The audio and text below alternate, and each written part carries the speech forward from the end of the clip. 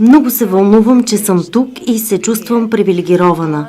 Силно влюбена съм в Шекспир и се вълнувам да говоря с българските актьори за Шекспир, особено защото не знам езика.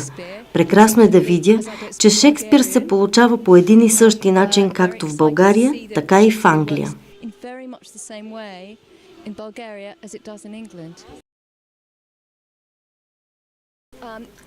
В английски има много гласни. Ние удължаваме гласните, а в български има много съгласни.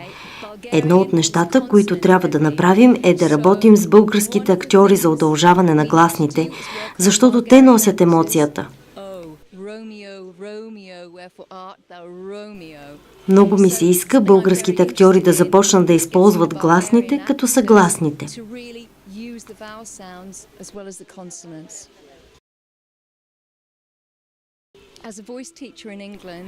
Като учител по говор в Англия, най-важното нещо за нас е яснотата, защото в Англия, противно на България, студентите не изкъсяват думите. В България вие обръщате внимание на всяка сричка, но английските студенти не, те са мързеливи. Голяма част от обучението е за правилно произношение.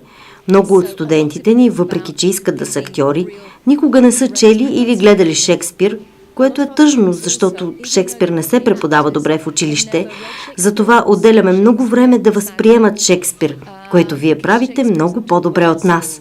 Това за мен е голяма страст.